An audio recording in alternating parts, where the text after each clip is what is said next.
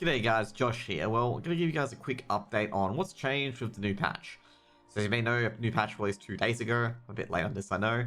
But let's just go through the main changes here. There's been a lot of bug fixes and a lot of other fixes as well, but let's just get into it. So the main change, in particular, let's just demonstrate it for you guys as well. If you guys are here. So we're going to do the main changes how Nightmare Dungeons work.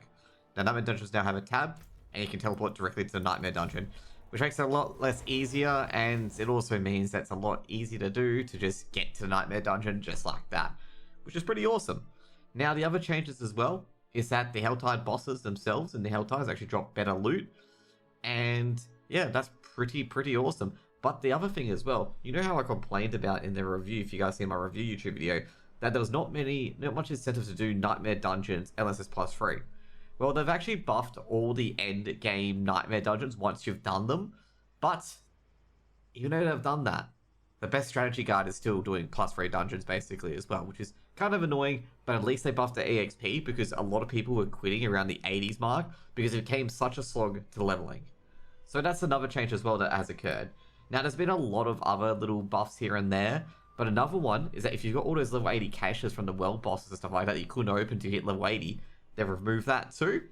And last but not least, the Helltide Chests themselves gives a lot more EXP when opening as well.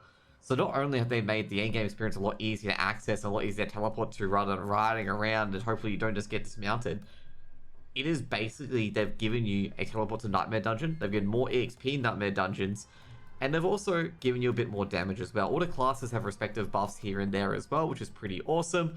But one thing yet to be addressed is the Sorceress. As you guys may have known, the Sorceresses having a big time struggling on Lilith and a big time struggling overall.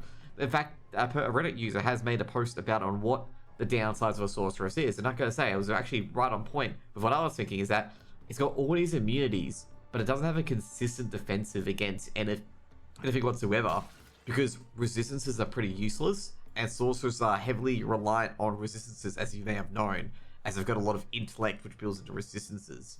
So overall, there's been no fix there yet for Sorceresses, so they're still ultra squishy, feel really weak overall compared to other classes. The person also noted as well that the Sorceresses don't get much armor in their Paragon trees, which is actually huge as well compared to other classes like Barbarians, Druids, and stuff and stuff not. What other stuff? Sorry, it's not stuff not. But you can see, like, you see basically overall that Sorcerers are only weak because resistance is actually very weak stat compared to armor, for example, where it's a strong stat. That's why Barbarians, Druids, and Rogues, stuff like that, very strong. Is that because they get armor instead, and armor provides half resistance and actually does some mitigation overall. But anyways, guys, hope you guys enjoyed the update. Tell me your favorite update below. My favorite update is definitely teleported to Nightmare Dungeons. I absolutely hated mounting up and trying to run to them.